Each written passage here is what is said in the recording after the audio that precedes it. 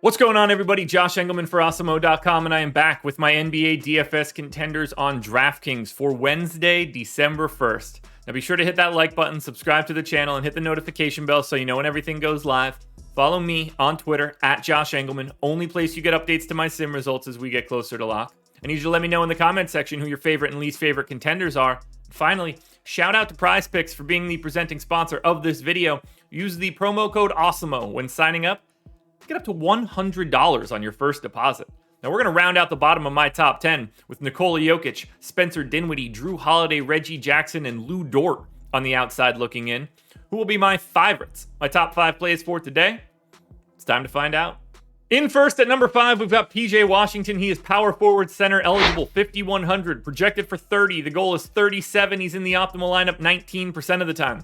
Now, he didn't start the last time out, which was kind of weird, but he still got the minutes anyway. They didn't really go to Nick Richards. I think 30 minutes is a pretty safe guess for PJ Washington here. He's basically a fantasy point per minute guy. 13 points, 7 boards, 2.5 assists, 2.5 stocks. Pace neutral-ish against Milwaukee. Mildly pace up. They may basically gain like a possession. That's like a half point for PJ Washington.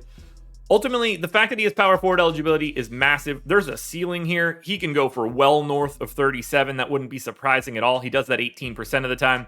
I just think you got to be going to PJ Washington with no Mason Plumlee.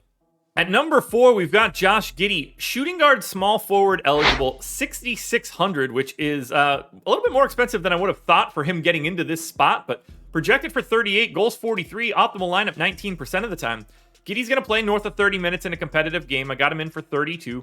1.2 fantasy points per minute in this matchup because Oklahoma City facing Houston is a giant pace up spot. They gain almost 4 possessions over their average. That is multiple fantasy points in this spot. So 13 points, 9 boards, 6.5 assists. He's flirty with that triple-double just sort of out of the gate. I mean, 6.5 assists isn't a ton, but he's live for a triple-double against the Houston, very much so. Plus 1.8 stocks.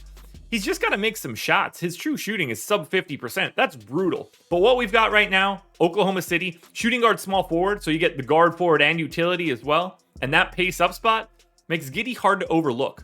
At number 3, we've got Malcolm Brogdon, point guard eligible, 7,700, projected for 43. The goal is 48. He's in the optimal lineup 19% of the time. When games are close, Malcolm Brogdon's playing 36 minutes or more for the Pacers, 1.2 fantasy points per minute in this spot, 22 points, 7 boards, 6 assists. I mean, 22, 7, and 6 is a just really good baseline projection. I honestly thought he'd rank a little bit higher, but just point guard probably takes him out of the second spot, maybe even the top spot. It's a pace neutral spot against Atlanta, nothing too crazy there.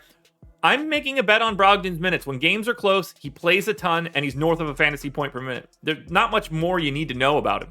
In at number 2, we've got Chimezie Metu. He is power forward eligible, 3,800, projected for 26 fantasy points. The goal is 31. He's in the optimal lineup 21% of the time.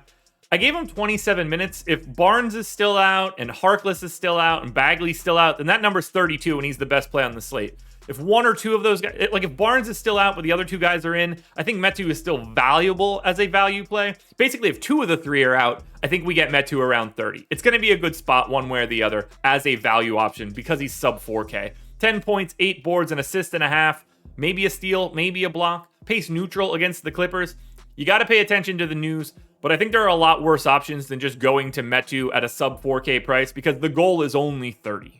Now, before we get to that number 1 contender, one last reminder to hit the like button, subscribe to the channel, hit the notification bell so you know when everything goes live. Head on over to twitter.com and follow me at Josh Engleman. I need to know in the comment section who your favorite plays are. And finally, one last shout out to PrizePicks, the presenting sponsor of this video.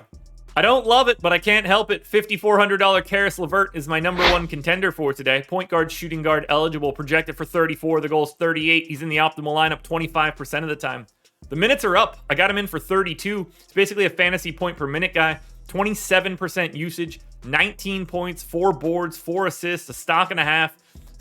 Pace neutral-ish against Atlanta, but honestly, it's a bet on usage for Karis LeVert. When Karis LeVert gets going, he's going to keep going and going and going. That dude doesn't like to stop shooting. And if he's going to continue to play more minutes, he's going to start falling into games that are massive. 38 for Karis LeVert is not all that crazy. I mean, if he goes just for like 25 real points, you're probably going to need Karis LeVert, given the other things he does on the floor. So for 5,400, Karis LeVert is your number one contender.